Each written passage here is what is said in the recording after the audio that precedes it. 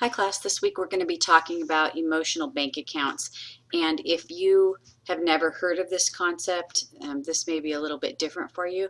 But basically what I want you to think of is the fact that you have an emotional bank account with every person that you come into contact with.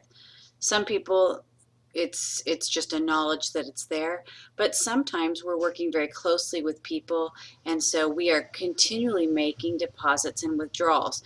Now you might think, what are you talking about with deposits and withdrawals? What I'm talking about is that our interactions either build up the emotional bank account we have with individuals, or they withdraw from our emotional bank account. And so I'm going to give you a couple of examples. This concept was actually brought about by Stephen Covey, and I'm not sure if you've heard that name before, but we'll learn a little bit more about him right now.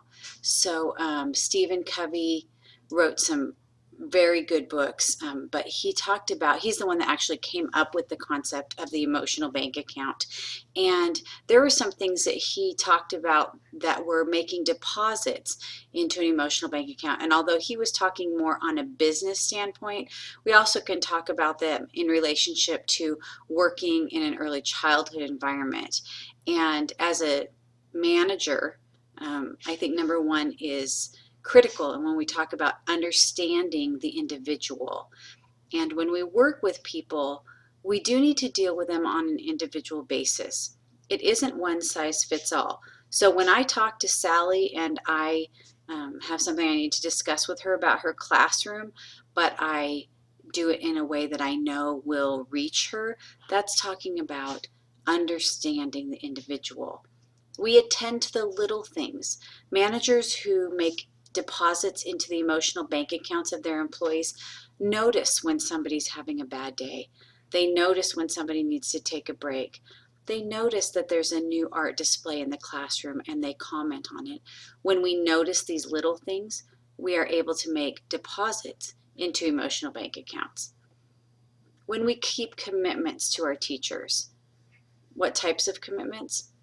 Maybe a commitment to let somebody have the day off for their child's graduation ceremony, or maybe somebody wanted to go to a workshop and we promised that we would get a sub for that day. Keeping our commitments to the employees that we supervise is another way that we can make deposits into emotional bank accounts. We can show personal integrity. Nobody wants to follow someone, at least not in this field, who doesn't follow through and doesn't hold on to values that direct who they are. Oops, I skipped over clarifying expectations. Let's talk about that for a second. A good manager is somebody who's very clear about their expectations, not in a harsh way, but in a positive way. And so if my teachers are always wondering what it is that I expect from them, and then I hold them accountable for something that I haven't explained to them, that isn't a deposit, that's a withdrawal. So in order to have a deposit, I need to be clear on what my expectations are. Perhaps we're having open house and I don't tell my teachers until the last minute that I expect them to have an activity going on in their classroom for when parents come into their classroom. We show up at open house and I say, wait, where's your activity? And they are wondering what activity I'm talking about. Everybody's stressed. That's a withdrawal. A deposit is that I'm very clear in my expectations. I don't leave people guessing. Finally, I recognize as a professional that I can't always make deposits. Sometimes I'm going to have to make a withdrawal. For instance, somebody wants to take the day off to go to the beach with a friend, and I have to tell them no, I don't have a substitute to take over. That's a withdrawal.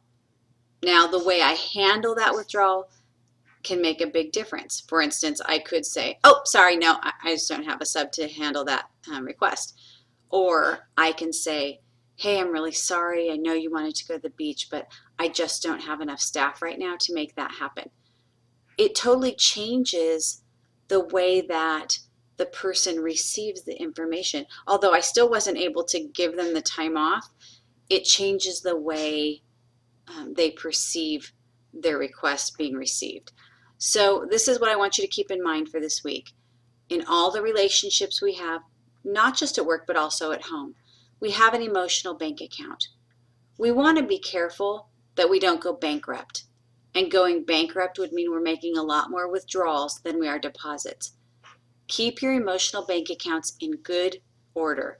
Make sure that you're making lots of deposits each and every day. Have a great week.